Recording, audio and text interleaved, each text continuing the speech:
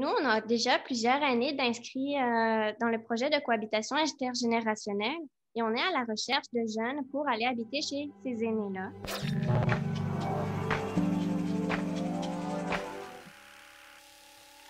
Je suis Anne-Sophie Bornard, la responsable du projet de cohabitation intergénérationnelle Cohabitation, qui est porté par Action Logement Pierre de Sorel.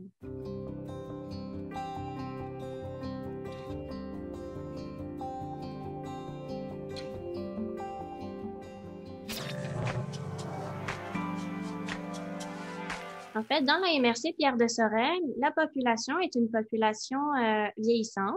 Donc, il commence à manquer de place dans les CHSLD ou dans les résidences pour personnes âgées. Et puis, il y a certaines municipalités aussi qui n'ont pas de résidence ou peu de places disponibles. Et donc, les aînés doivent déménager en centre urbain ou même dans d'autres régions pour avoir les soins dont ils ont besoin. Ça fait qu'ils sont loin de leur famille, loin de leurs repères. Ils sont souvent seuls. Et donc, pour éviter ça, Action Logement Pierre de Sorel a voulu prioriser le maintien à domicile de ces aînés-là et donc de créer le projet de cohabitation intergénérationnelle, Cohabitation. En regardant les feuilles d'inscription, on essaie de voir qui a les mêmes intérêts ou les mêmes attentes. Et ensuite, on organise une rencontre, donc les trois ensemble, pour se présenter et voir si ça peut bien fonctionner. Et puis, nous, on fait un suivi régulier avec eux quand même là, pour s'assurer que tout se passe bien tout au long du jumelage.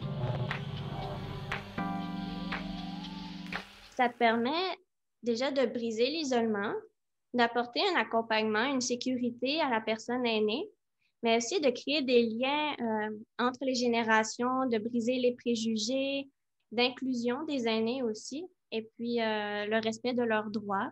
Du côté des étudiants, ça apporte un logement équipé, temporaire, le temps des études, par exemple. C'est aussi d'avoir un partage de connaissances, d'en apprendre sur la génération plus âgée, mais aussi de pouvoir leur apporter et de vivre en colocation avec une bonne personne, d'apprendre sur cette personne-là.